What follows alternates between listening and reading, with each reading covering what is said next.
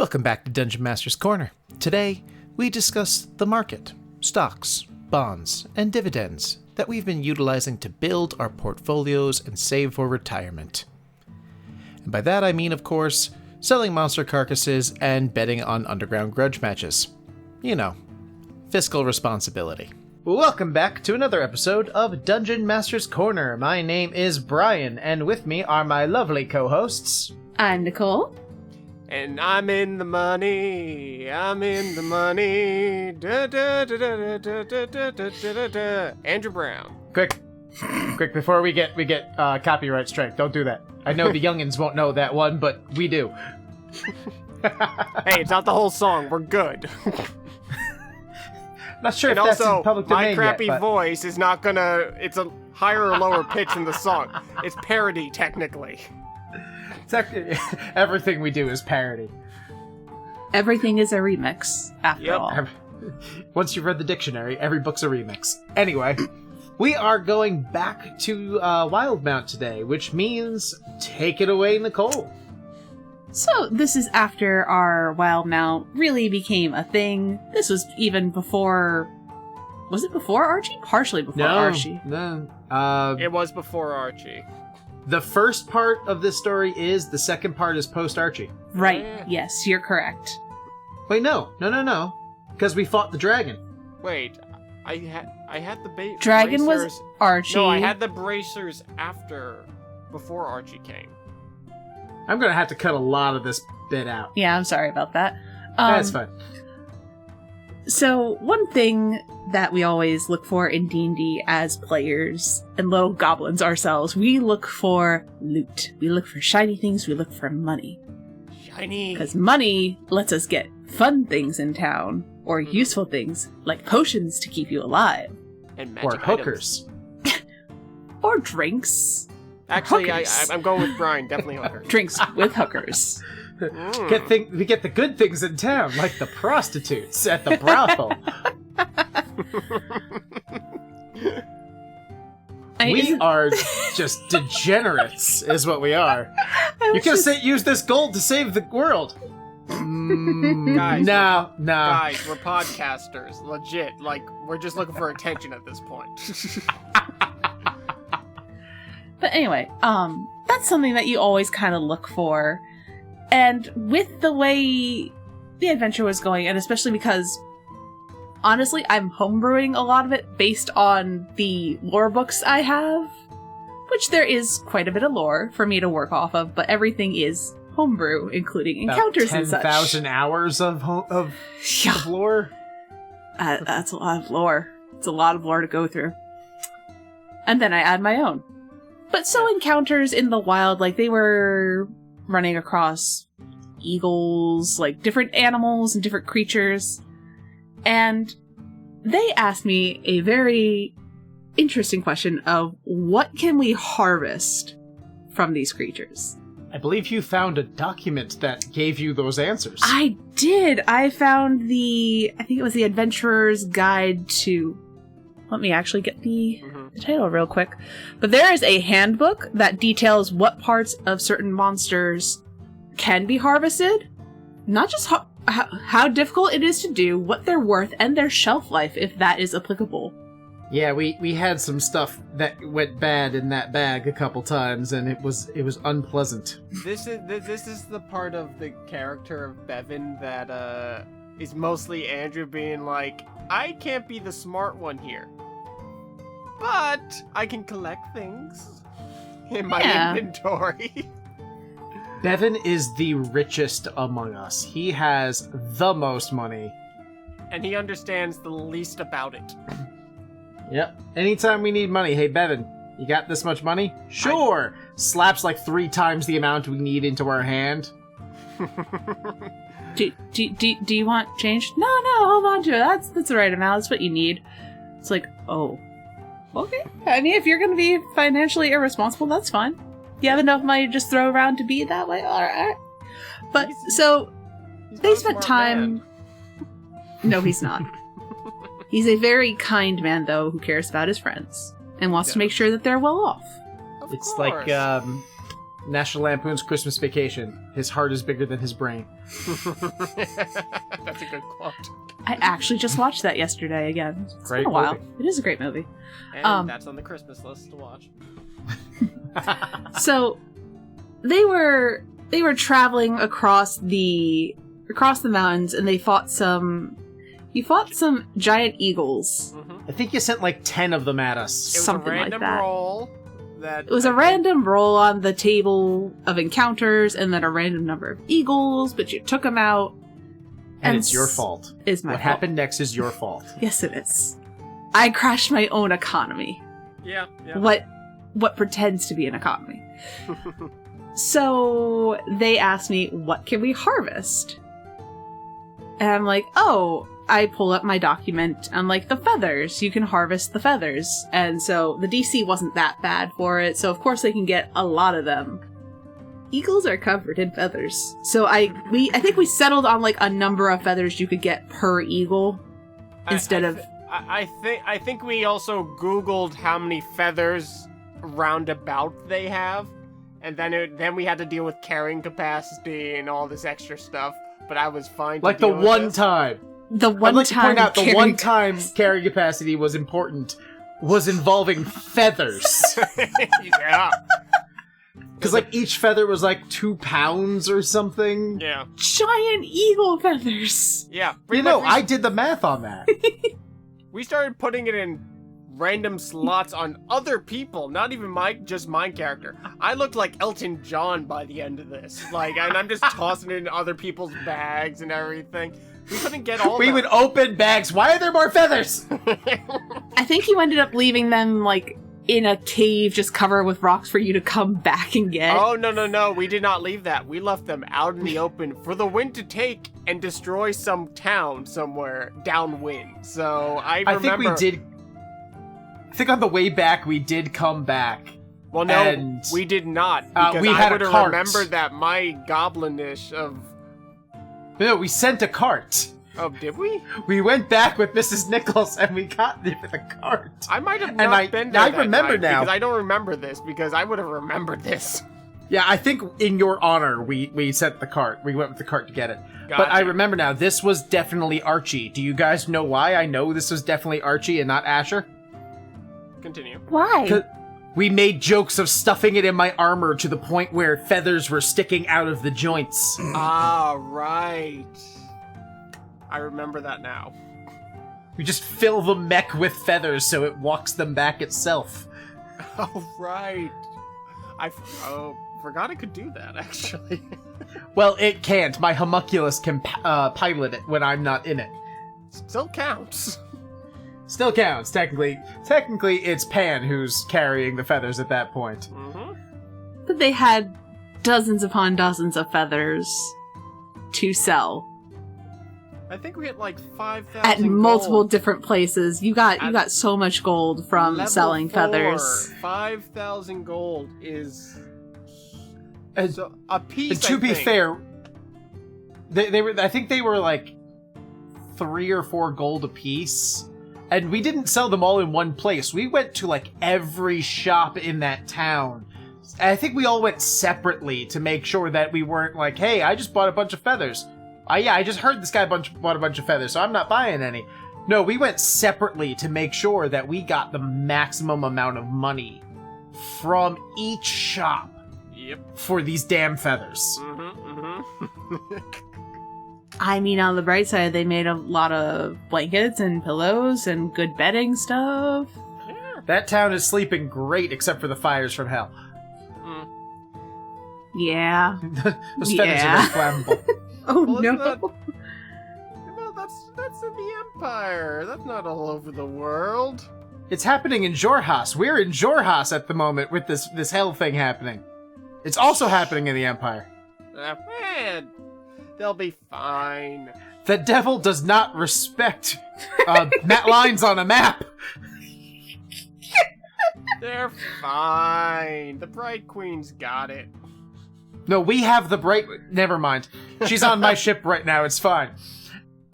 Anyway, so we made bank off of that. But what are D&D players if not terrible with money and people with gambling addictions. Yeah. Take 2 on how we made a shit ton of money. Yeah. Andrew, how did we make a shit ton of money the second time around? Bevan, way the open hand monk, you know, is a little punch curious, as we like to describe him, and we'll get more into that when we discuss Bevan as a character in whole. But he likes to Not fight. a creature alive who can understand my sexual preference. Yeah, no, that's pretty much it. But yeah, so pretty much in the end, a fighting pit was brought up, whether it was me, Brian, or just in character, someone brought it up, and literally was like, "Ooh, fight!" And Bevan was very excited, because, you know, he likes to fight. Not very smart, probably been hit in the head one too many times, but he's good at what he's good at, so it's like, hey, let's make some money. Nicole set up this whole thing, and asked us about it the session before, because we did that discussion the session before, being like, what do you guys want to do? I was like, fight pit or something like that. Okay, cool. So she set up all the betting, all the percentages, all this stuff, right? What was it, like 3-to-1 odds against or something? Yeah. Something Like, like if that. There's also... We put money on it, they triple our money, pretty much? Yeah. Pretty much. There's also, like, you've been in the fighting pits at least twice.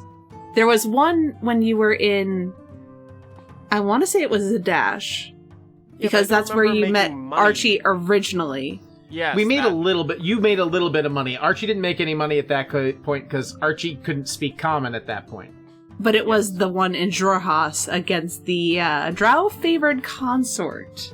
No. Mm-hmm. We didn't reverse that, because when we met Archie, that's where I made a shit ton of money. And the second one was more for Prestige, because shit happened and they couldn't, and they had to give the money back because shit happened and the fight couldn't That's finish. right. So this one was actually going back in time to Asher. Yes. For basically you transitioning characters. So basically we went to the fight pit and everything, and went through the whole thing, and pretty much it was just like people were betting, 10 gold or or 100 gold here and there, because we had extra money to burn and stuff like that. So it was like 3-to-1 all Burn this it, we stuff. did. And then pretty much Bevan goes, because I think like at the time I had like 500-600 gold in my inventory from just collecting things and selling them off to the apothecary. So it was just like, all right, cool. Which is still 500 gold is a lot for a level 3 to 4 party. Yeah. Per character. Well, at least Bevan, at least. So we were going through, and I'm trying to play my character as honest as possible, because he is an idiot. Or, well, I'm not going to say idiot just because of the next description I'm going to give. He's basically the closest thing to a dementia-based PTSD fighter. Yeah, his trauma is really what makes him so dumb. It's less that he's stupid and more that there's nothing left in there. Yeah. But that's for another day. So he has no concept of money, as we said before. So basically in the end, it's like, everyone's doing their bets, basically reasonable bets like any rational human being. Bevan is not rational, and Andrew is a chaos gremlin. So literally, I looked at Nicole and I looked at my inventory. I kept like 100 to 50 gold, just because that's Andrew metagaming. But in the end, I was like, I started to like randomly roll percentiles of like how much I would actually give in future fights. But this one, I was just like, I'll keep like 100 gold. I dropped like 500-600 down on the table. You just see, I just heard Nicole just go silent in that moment, just being like, are you sure? One, like, where did you get that? 2, are you sure? Yes. And I'm like, he doesn't know. Go for it. If I go broke, I go broke. And here we go. It's like, okay. Like, I set the odds. I wrote down what everybody wagered. I even, like, went into a little betting calculator to make sure I was giving them the correct amounts back. 'Cause I don't do the betting stuff, so I'm like, I need to make sure I'm doing this correctly. You're gonna learn today. Yeah. And so we play out the fight, and he wins. I destroyed. Well, the first 2 I destroyed. The second one I was like, okay, was a little more challenging, but also the last one's always challenging. The first two are always just cannon fodder, and then They're the mooks. I kept betting what I won from each fight because it was per fight, if I remember correctly. Possibly. Something like that. You came out just rich. So between that and the feathers, when we got to that next fight, where it was more for prestige, we were in Blade Garden, was that? Or was that Rosanna? That was Rosanna, because you had the drow favored consort. To what happened after, to just give the scale of how much we actually won, because this kind of matters. We're literally like, I got to the point where I think I had like 3,000 gold by the time I won the final fight. At level 4, might I add. So you know what we did? The first thing we did was go straight to Pumat's Soul and buy magic items. We did. That is true. That is true.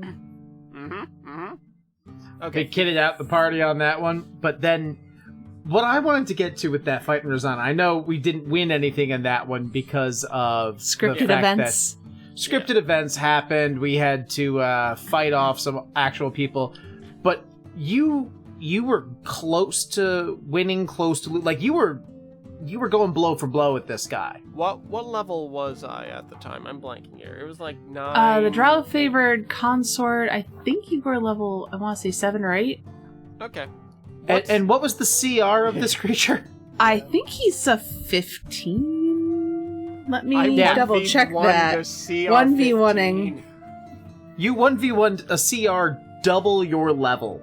Yeah. And almost won. If it wasn't My for the scripted apologies. event. A drow favored consort is a CR 18. Oh, right. Even higher. In fairness to this kind of a fight, though, with the drow favored consort, because he did not use any poison. Because that would not have been fair. That would not have been sporting. Well, True. yeah. Of course, now if they try to do that fight again, you're immune to poison now, aren't you? Yeah, I am. But also, he can't, like, that would be if we were actually trying to kill each other. It was a sporting event for the Empire and everything, so it just, like... Dynasty, for the Dynasty. Sorry, not, I always not mix the up Empire. those two. That's a sporting bad event thing for to the do. They don't Dynasty. like each other. Yeah, Dynasty and the houses. So it just, like... They wouldn't do that even for the other houses anyway, so... So it was a good fight, like, pretty much... I didn't realize how many hit points this guy... I'm like, when is he going down? When is he going down? When is it going down? And we were asking the exact same about you. Like, when is he going down? Dear God. No. The drow favored consort has 225 hit points. I got but an him AC down of 15. I got him down to double digits. And I'm going to say probably you did. 60 to 50 hit points before we stopped. Because I was going down in, like, another round, like, at the end of that thing. Because, like, level-wise and hit point-wise, he had me on hit points. And I was not hitting... If I hit in the beginning and hit every number, I would have had him. But that's the thing. I was 1v1ing a CR 18, and I almost had him. I fucked up like 4 rounds. You did. So that's the only reason why he had me. And as soon as you told me that, I'm like, oh god, I made a monster. Yes, you did. So, betting on Bevan, pretty much a safe bet, especially now that your AC is second in the party. Your AC is like 21 now? Well, no, it's always been... after we got the magic items, then it became 21. It's been 21 the whole time. I could up my wisdom and become 22. But also, I've been taking feats instead, just, to not have a high-ass armor class, Brian. So Nicole doesn't I don't know what you're talking about. Yeah, Mr. 28 hit points now.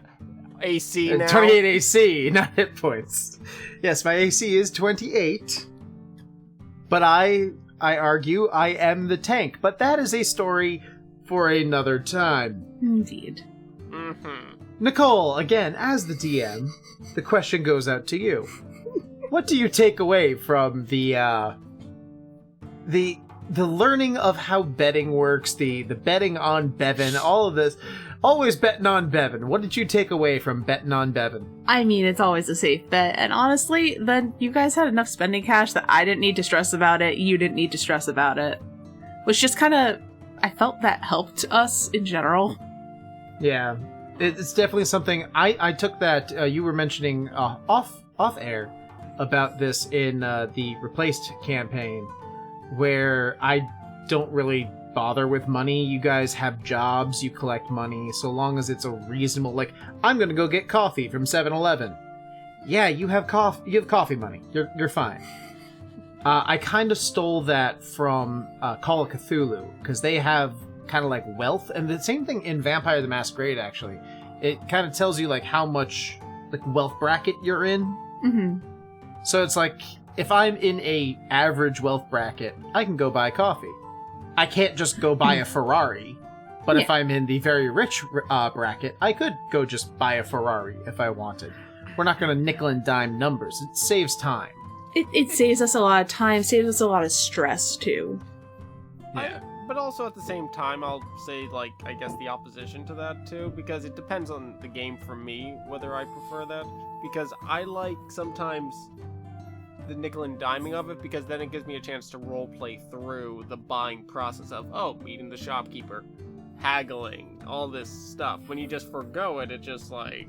I mean, you still meet the shopkeeper, you still can haggle, but most likely you will have enough to buy it, no matter how the haggling goes.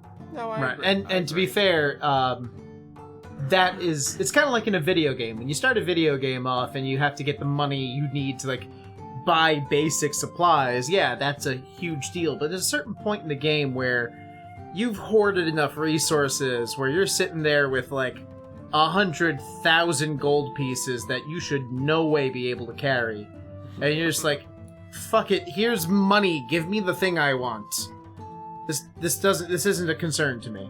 I think what you're describing works really well early game. Yeah. But then you start getting to late game, you're like, I do not want anymore. That's which we're in the mid to getting eventually late game with this. But I also with the look threats at you're dealing our with. game like we're dealing with world-ending events, so I feel gold is not necessarily something to worry about in the current moment of just like, oh, I can buy a house with this. Yeah, the demons are destroying everything. I don't care. Wait, so that one's probably cheaper because it's on fire. I mean, great deal. This is a buyer's market. Hot sale, people. It's a hot sale. Everything must go, and the demons will make sure it does. I believe that's called a fire sale, actually. Yes. But anyway, thank you for joining us for another episode of the Dungeon Master's Corner. I have been Brian. I've been Nicole. I am Andrew, and making it rain. It's gold coins. You're making it hail. And there were so many dead commoners in the streets once he did. Yeah. Anyway. It's like a penny off the Empire State Building. Yeah. Penny for your thoughts? Oh, wait, no, you're dead. Before this goes any further, bye! Bye! Bye! Take it away, outro guy. Thank you for joining us for another episode of Dungeon Master's Corner. If you'd like to support us, please visit our Patreon at patreon.com/Reliably Chaotic to help us rebuild our portfolio. We've gotten so much better with money. We promise. You can also drop us a line on Twitter at Reliably Chaotic. We'd love to hear from you.